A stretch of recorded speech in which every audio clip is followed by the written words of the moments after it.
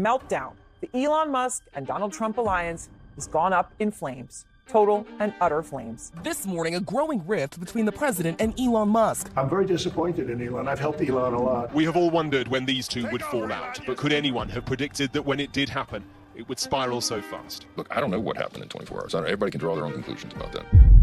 What's up, you guys? It's Graham here. So this is not the video that I was planning to post today, but over the last 24 hours, all hell has broken loose and Elon Musk is going head-to-head with Donald Trump. Normally, I don't cover topics like this on the channel, and I prefer to keep it specific to investing, personal finance, and real estate. But the fact of the matter is, what's being said is having a significant impact on the markets, with Tesla stock plummeting as much as 17% in a single day, and Elon predicting a recession towards the end of the year. Plus, I'm not gonna lie, there are some valid concerns with the unsustainability of endless money printing, which is a topic that's actually worth diving into. This is why we really have to talk about exactly what's being said, the problems with Trump's new tax bill, why Elon Musk now wants the president impeached, and what this means for you watching. Because despite the market falling, there could be some seriously good buying opportunities if you know what to look for. Although before we start, if you appreciate one-off videos like this, it would mean the world to me if you hit the like button or subscribe if you haven't done that already. Doing that gives me a really good indication if these are the types of videos you want to see more of, and as a thank you for doing that, I will do my best to read and reply to as many of your comments as I can. So thanks so much, and also a big thank you to Magic Mind for sponsoring this video, but more on that later. Alright, so in terms of where this begins, let's start here with Elon Musk. I think it goes without saying that Elon has been a huge proponent of getting Trump elected in 2024, reportedly having spent over $250 million to make this happen. In fact, throughout most of Trump's campaigns, Elon was right next to his side, and with the help of his influence on X, it's pretty safe to say that there was significant pull to win the election.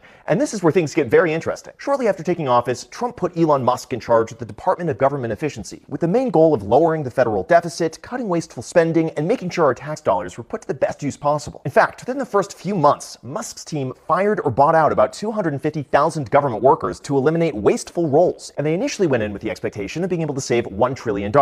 But pretty soon it became evident that the cost-cutting measures were falling short. His own companies began receiving significant backlash, and he was quoted as saying, "Being attacked relentlessly is not super fun. Seeing cars burning is not fun. In the grand scheme of things, I think we've been effective. Not as effective as I'd like, I think we could have been more effective, but we've made progress." Essentially, his measures fell short due to legal hurdles and resistance within the courts, causing him to take a step back and focus more of his time on Tesla, until he saw Trump's big beautiful tax bill. For those unaware, this bill would extend the Tax Cuts and Jobs Act from 2017, boost spending on military and border security, reinstate bonus depreciation, eliminate taxes on tips and overtime, and raise the debt ceiling to compensate for some of the lack of revenue. Which leads us to the next problem: it's very expensive. For example, the Congressional Budget Office estimates that it would add around $2.4 to $3 trillion to the national debt over the next decade, and other analysts say it could actually be as high as $4 trillion.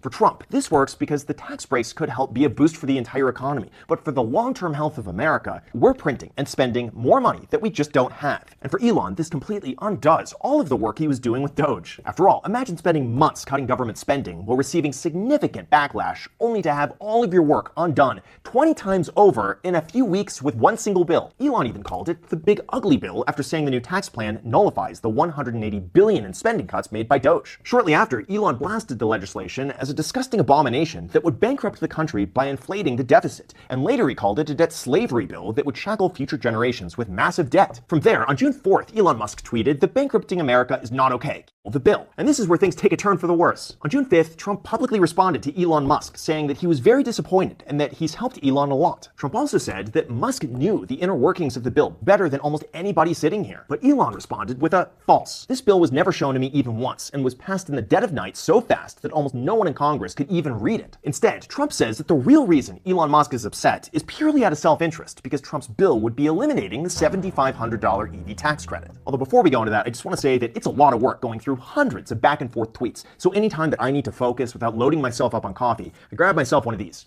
Magic Mind. They sent me a box to try a few months ago, no strings attached, and ever since then, I have literally had one of these every time before filming a video, anytime I need to lock in, or whenever I travel to film the podcast, since these help me stay focused without the jittery crash of having too much caffeine. That's why I'm proud to say they're sponsoring this video. For those unaware, it's a performance shot like this with ingredients like L-theanine, matcha, and adaptogens. It even works with your coffee to keep you clear and focused for hours, and it doesn't keep me up all night like a cup of coffee does. I've been drinking these daily, and I noticed that I just have less stress, more focus, and I don't get that afternoon brain fog. Plus, they're carbon neutral, donate to mental health charities, and they have a 100-day money-back guarantee. So if you want to try it out, just go to magicmind.com/GS20 and use the code GS20 for 20% off your subscription. You could also use the link down below in the description or the QR code on the screen. I genuinely really enjoy these. I take them with us everywhere we go, so feel free to give it a shot. Again, the QR code is on the screen, link down below. And now let's get back to the topic at hand, the $7,500 electric vehicle tax credit. Now, even though this is objectively true and eliminating the tax credit would have a negative financial impact on Tesla, it's also theorized that it could benefit Tesla long-term because selling EVs overall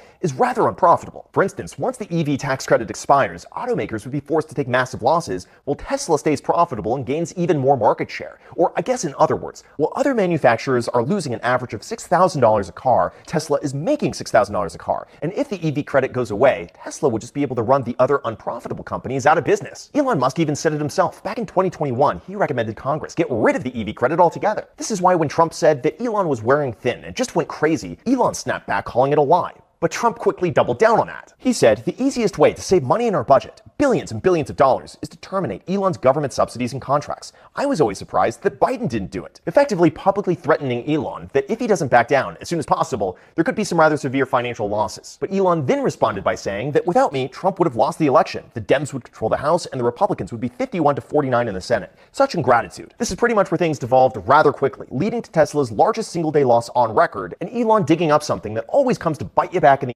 ass. Old tweets. See, in terms of the federal deficit, back in 2013, Trump was publicly against raising the debt ceiling, calling himself embarrassed and that no member of Congress should be reelected if our country's budget isn't balanced. Honestly, this entire situation just escalated so quickly to the point where Elon was live tweeting Trump's press release, and then he began calling out other members of Congress who were previously in favor of cutting costs, now backtracking entirely and promoting a bill that would raise the federal deficit once again. And then, you can't even make this stuff up, Elon started tweeting about Trump associating himself with the Bad Man Files. And the reason we haven't seen them yet is because Trump's in it, even going so far as to post a video of the time the two of them were together. From there, Elon Musk retweeted a post saying that Trump should be impeached while saying that a recession will take place later in the year due to ongoing tariffs. Of course, others have been very critical of Elon Musk, citing his, erratic appearances at a recent meeting with a black eye. Some sources believe that this could be the reason for his outburst lately, but regardless of the reason, the toll on the market has been severe. In one day, Tesla lost $150 billion in market cap. $285 million was wiped out from the cryptocurrency market in 60 minutes. And Trump says if the bill doesn't pass, there will be a 68% tax increase. So what does all of this realistically mean for you? Well, here's my honest perspective from someone who doesn't take sides. I don't care either way, and I have nothing to gain or lose by saying this. I find it in really bad taste that all of this is playing out so publicly, live, back and forth, when the country would benefit the most by being unified. Maybe it's too idealistic to expect that these matters would be handled privately behind closed doors, but objectively, I do think the country would be much better off if we didn't have so much political back and forth. Of course, I get it. The counter argument to this is that this allows everything to be aired out in the open publicly so that all of us could see exactly what's happening in real time, and then come to a decision ourselves. Although in terms of how this impacts you, here's the honest truth. Short term, I would expect to see a lot more volatility. Flat out, investors hate this type of uncertainty, so I wouldn't be surprised if we see more market turmoil. But long term, I wouldn't expect this to have any meaningful consequences, and it doesn't really change anything about the market fundamentals. Like sure, not passing the new tax bill will most likely have a bit of a drag on the economy, but let's also be real. A new tax plan is most likely going to pass, and there will be spending increases because Congress loves to spend money. It is wildly unpopular to cut spending or raise taxes, so the only thing left to do at this point is just to print more money. Is this a problem for the national debt? Yes, absolutely. But is it a problem right now, this very second? Probably not. I hate to say it, but it seems like a lot of politicians only care about their next term. And if that includes spending more packages to push some random stuff through, so be it. It'll probably just continue happening until eventually it's too late. When could that be? Well, honestly, we could probably just keep spending more and more and more money for decades. Money that we don't have. The only cost is going to be a devaluation of the US dollar and a weakening position of the United States as a dominant superpower. But it's nothing our grandkids can't fix.